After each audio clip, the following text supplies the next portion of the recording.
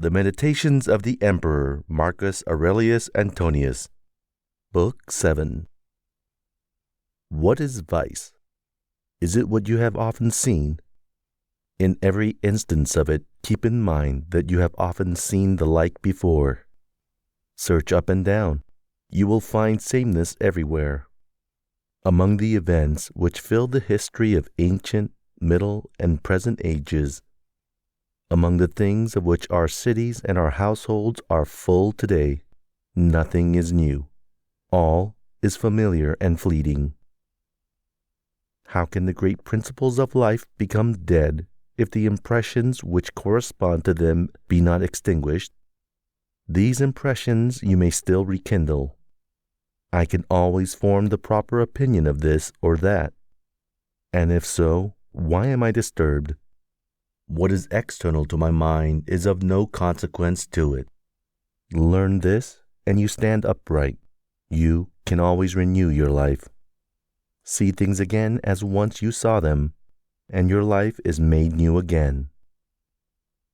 Your vain concern for shows, for stage plays, for flocks and herds, your little combats, are as bones cast for the contention of puppies, as baits dropped into a fish pond, as the toil of ants and the burdens that they bear, as the scampering of frightened mice, or the antics of puppets jerked by wires.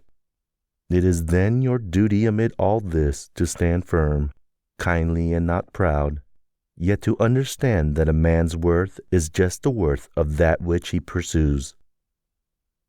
In conversation we should give good heed to what is said, and in every enterprise we should attend to what is done. In the latter case, at once look to the end in view, and in the former, note the meaning intended. Is my understanding sufficient for this business or not? If it be sufficient, I use it for the work in hand as an instrument given to me by nature. If it be not sufficient, I either give place to one better fitted for the achievement, or, if for some reason this be not a proper course, I do it as best I can, taking the aid of those who, by directing my mind, can accomplish something fit and serviceable for the common good. For all that I do, whether by myself or with the help of others, should be directed solely towards what is fit and useful for the public service. How many of those who were once so mightily acclaimed are delivered up to oblivion? And how many of those who acclaimed them are dead and gone this many a day? Be not ashamed of taking assistance. It is laid upon you to do your part, as on a soldier when the wall is stormed. What then if you are lame, and cannot scale the battlements alone, but can with another's help? Be not troubled about the future. You will come to it, if it need be, with the same power to reason as you use upon your present business. All things are twined together in one sacred bond.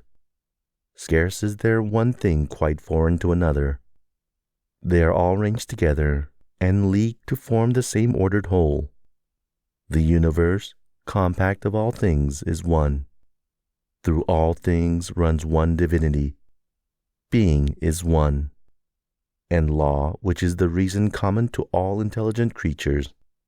And truth is one as well, that is, if there be but one sort of perfection possible to all beings which are of the same nature and partake of the same rational power. Everything material is soon engulfed in the matter of the whole, and every active cause is swiftly resumed into the universal reason. The memory of all things is quickly buried in eternity. In the reasoning being, to act according to nature is to act according to reason. Be upright either by nature or by correction. In an organic unity, bodily members play the same part as reasoning beings among separate existences, since both are fitted for one joint operation. This thought will come home to you the more vividly if you say often to yourself, I am a member of the mighty organism which is made up of reasoning beings. If, instead of a member, you say that you are merely a part, You have not as yet attained to a heartfelt love of mankind. As yet you love not well-doing for its own sake alone, and you still perform your bare duty, with no thought that you are your own benefactor by the deed. From the world without, let what will affect whatever parts are subject to such affection. Let the part which suffers complain, if it will, of the suffering. But I, if I admit not that the hap is evil, remain uninjured. Not to admit it is surely in my power. Let one say or do what he pleases. I must be a good man. It is just as gold, or emeralds, or purple might say continually, let men do or say what they please. I must be an emerald, and retain my luster. The soul which rules you vexes not itself.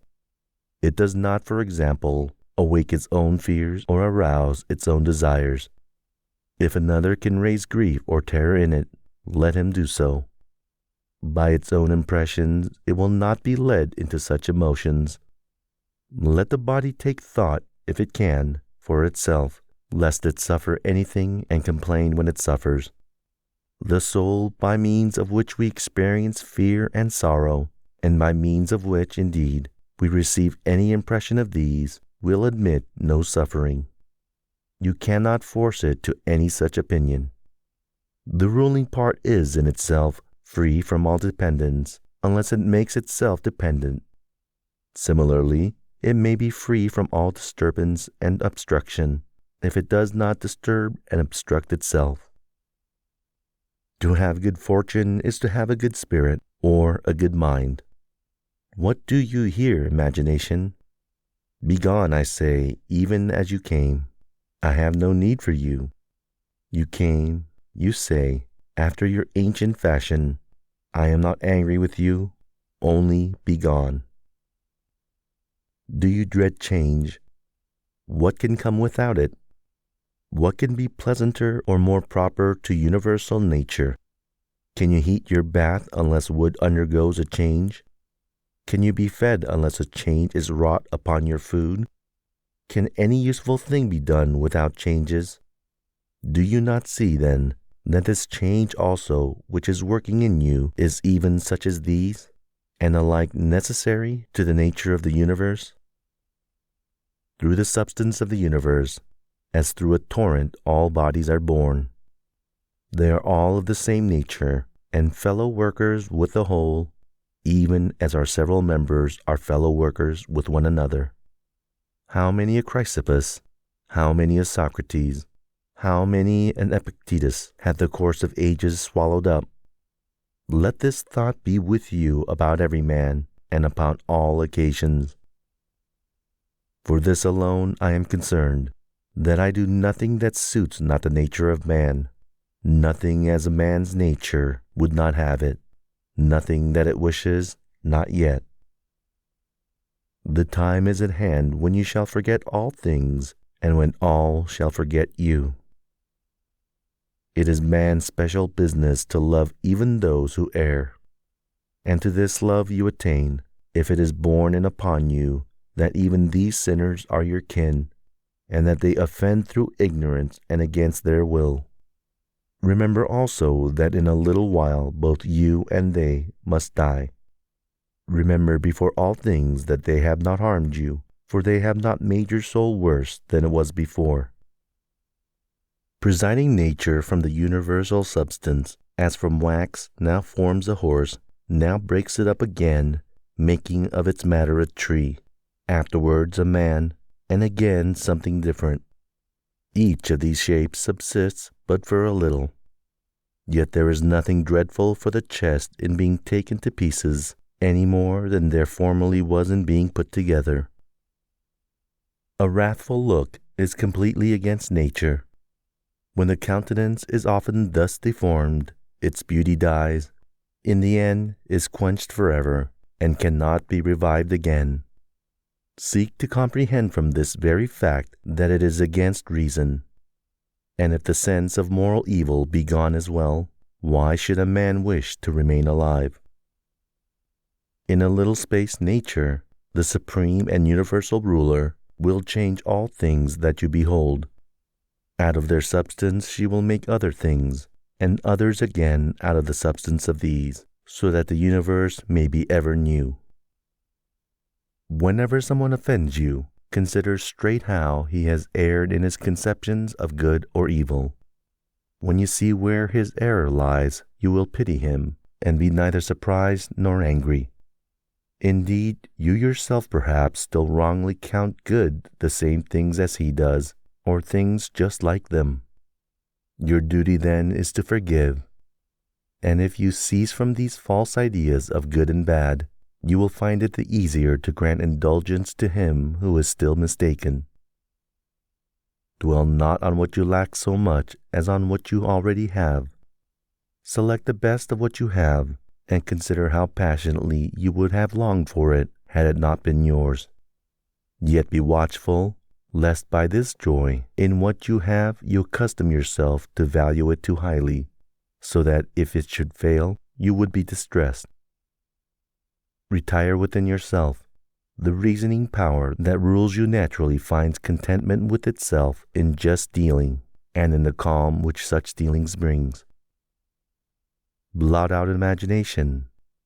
Check the brutal impulses of the passions.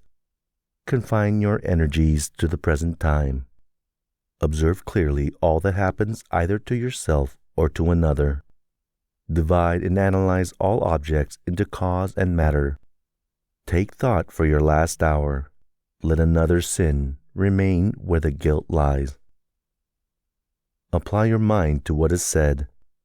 Penetrate all happenings and the causes thereof. Rejoice yourself with simplicity, modesty, and indifference to all things that lie between good and bad. Love mankind and obey God. All things, says someone, go by law and order. But what if there be naught beyond the atoms? Even if that be so, suffice it to remember that all things, save very few, are swayed by law. Concerning death, if the universe be a concourse of atoms, death is a scattering of these. If it be an ordered unity, death is an extinction or a translation to another state. Concerning pain, pain which cannot be borne brings us deliverance. Pain that lasts must need be bearable. The mind can abstract itself from the body, and the soul takes no hurt. As to the parts which suffer by pain, let them, if they can, make their own protest.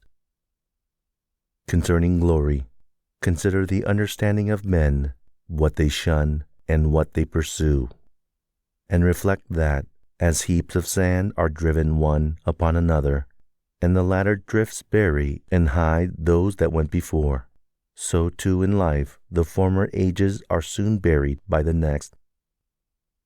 This from Plato.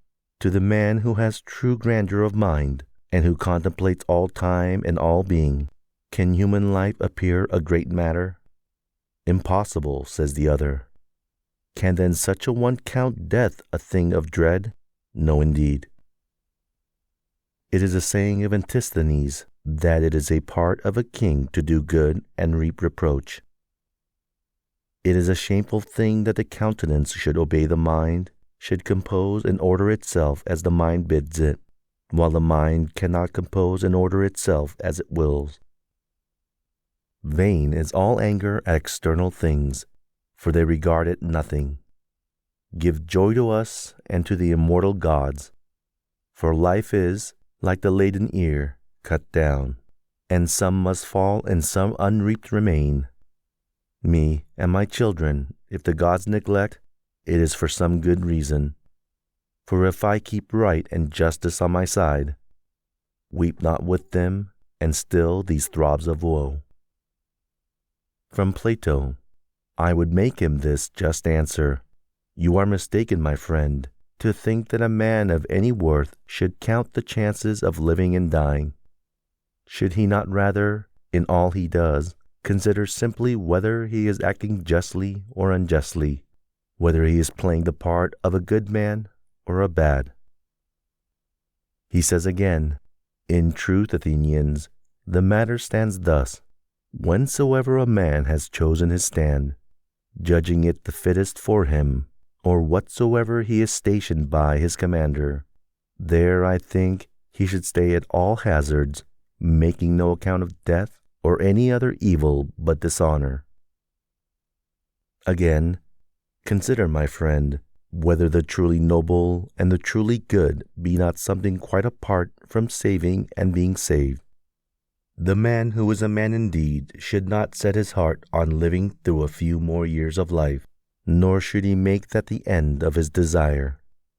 Rather, he should commit the matter to the will of God, assenting to the maxim which even women use, that no man can elude his destiny, and studying in addition how he may spend the life that remains to him for the best. Contemplate the courses of the stars as one should do that revolves along with them. Consider also without ceasing the changes of elements one into another. Speculations upon such things cleanse away the filth of this earthly life. It is good thought of Plato's that when we discourse of men we should look down as from a high place on all things earthly, on herds and armies, on husbandry and marriage, on partings, births, and deaths, on the tumults of the courts of justice, on the desert places of the earth, on the varied spectacle of savage nations, on feasting and lamentation, on traffic, on the medley of all things, and the order which emerges from their contrariety. Consider the past and the revolutions of so many empires, and thence you may foresee what shall happen hereafter. It will be ever the same in all things, nor can events leave the rhythm in which they are now moving. Wherefore is it much the same to view human life for 40 as for a myriad of years? What more is there to see? To earth returns whatever sprang from earth, but what's of heavenly seed remounts to heaven. This imports either the losing of a knot of atoms or a similar dispersion of immutable elements. By meats and drinks, and charms and magic arts, death's course they would divert, and thus escape. The gale that blows from God we must endure, toiling but not repining. He is a better wrestler than you, but not more public-spirited, more modest, or better prepared for the accidents of fate, not more gentle towards the shortcomings of his neighbors. Wherever we can act more conformably to the reason which is common to gods and men, there we have nothing to dread. Where we can profit by prosperous activity which proceeds in agreement with the constitution of our nature, we need suspect no harm. In all places and at all times, you may devoutly accept your present fortune and deal in justice with your present company. You may take pains to understand all arising imaginations, that none may steal upon you before you comprehend them. Pry not into the souls of others, but rather look straight to the goal whither nature is leading you, whither the nature of the universe by external events, and whither your own nature by the tendency of your own action. Each being must perform the part for which it was created. Now all other beings are created for the sake of those amongst them which have reason, as all lower things exist for the sake of things superior to them, and reasoning beings were created for one another. The leading principle in man's nature, then, is the social spirit, and the second is victory over the solicitations of the body. For it is proper to the workings of reason to set bounds to themselves, and never to be overpowered by the calls of sense or by the stirrings of passion, both of which are animal in their nature. The intellect claims to reign over these, and never to be subjected to them, and rightly, because it is equipped to command and use all the lower powers. The third element in the constitution of a reasoning being is caution against rashness and error. Let the soul go forth straight upon her way in the possession of these principles, and she stands seized of her full estate. Consider yourself as dead, your life as finished and past. Live what yet remains according to nature's laws, as an overplus granted to you beyond your hope. Love that only which is your hap, which comes upon you as your part in fate's grand spinning. What indeed can fit you better? Upon every accident, keep in view those to whom the like has happened. They stormed at the event, wondered and complained. But now, where are they? They are gone forever. Why should you act like the part? Leave these unnatural commotions to fickle men who change and are changed. Yourself take thought how you may make good use of such events. Good use for them there is. They will make matter for good actions. Let it be your sole effort and desire to gain your own approval in every action. And remember that the material objects of both that effort and of that desire are things indifferent. Look inward. Within is the fountain of good. Dig constantly, and it will ever well forth. Keep the body steady, without irregularity, whether in its motions or its postures. For as the soul shews itself in the countenance by a wise and graceful air, it should require the same expressive power of the whole body. But all this must be practiced without affectation. The art of life is more like that of the wrestler than of the dancer, for the wrestler must always be ready on his guard, and stand firm against the sudden, unforeseen efforts of his adversary. Consider constantly what manner of men they are whose approbation you desire, and what may be the character of their souls.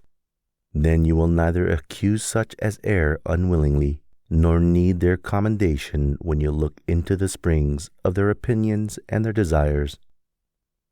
Every soul, says Plato, parts unwillingly with truth. You may say the same of justice, temperance, good nature, and every virtue. It is most necessary to keep this ever in mind, for if you do, you will be more kindly towards all men. In all pain keep in mind that there is no baseness in it, that it cannot harm the soul which guides you, nor destroy that soul as a reasoning or as a social force. In most pain you may find help in the saying of Epicurus, that pain is neither unbearable nor everlasting, if you bear in mind its narrow limits and allow no additions from your imagination. Remember also that we are fretted, though we see it not, by many things which are of the same nature as pain, things such as drowsiness, excessive heat, want of appetite. When any of these things annoy you, say to yourself that you are giving in to pain. Look to it that you feel not towards the most inhuman of mankind, as they feel towards their fellows. Whence do we conclude that Telaugus had not a brighter genius than Socrates? 'Tis not enough that Socrates died more gloriously, or argued more acutely with the sophists, or that he kept watch more patiently through a frosty night, or because when ordered to arrest the innocent Salaminian, he judged it more noble to disobey, or because of any stately airs and graces he assumed in public, in which we may very justly refuse to believe. But assuming all this is true, when we consider Socrates, we must ask what manner of soul he had. Could he find contentment in acting with justice towards men, and with piety toward the gods, neither vainly provoked by the vices of others, nor servilely flattering them in their ignorance, counting nothing strange that the ruler of the universe appointed, not sinking under anything as intolerable, and never yielding up his soul in surrender to the passions of the flesh? Nature has not so blended the soul with the body that it cannot fix its own bounds and execute its own office by itself. It is very possible to be a god among men and yet be recognized by none. Remember that always, and this as well, that the happiness of life lies in very few things. And though you despair of becoming great in logic or in science, you need not despair of becoming a free man, full of modesty and unselfishness, and of obedience unto God. It is in your power to live superior to all violence, and in the greatest calm of mind, were all men to rail against you as they pleased. And though the wild beasts were to tear asunder the wretched members of this fleshly mass which is grown with your growth, what is to hinder the soul amid all this from preserving itself in all tranquility, in just judgments about surrounding things, and in ready use of whatever is cast in its way? Judgment may say to accident, your real nature is this or that, though you appear otherwise in the eyes of men. You may say to circumstance, I was looking for you. To me all that is present is ever matter for rational and social virtue. In sum, for that art which is proper both to man and God. All that befalls is fit and familiar for the purposes of God or man. Nothing is neither new or intractable, but everything is well known and fit to work upon. It is the perfection of morals to spend each day as if it were the last of life, without excitement, without sloth, and without hypocrisy. The gods who are immortal are not vexed that in a long eternity they must ever bear with the wickedness and the multitude of sinners. Nay, they even lavish on them all manner of loving care. But you, who are presently to cease from being, can forsooth endure no more, though you are one of the sinners yourself. It is ridiculous that you flee not from the vice that is in yourself, as you have it in your power to do, but are still striving to flee from the vice in others, which you can never do. Whatever the rational and social faculty finds fit neither for rational nor social ends, it justly ranks as inferior to itself. When you have done a kind action, another has benefited. Why do you, like the fools, require some third thing in addition, a reputation for benevolence, or a return for it? No man wearies of what brings him gain, and your gain lies in acting according to nature. Be not weary, therefore, of gaining by the act which gives others gain. Nature set about making an ordered universe, and now either all that is follows a law of necessary consequence and connection, or we must admit that there is at least rationality in the things which are most excellent, and appear to be most special objects for the impulses of the universal mind. Remembrance of this will give you calmness on many an occasion.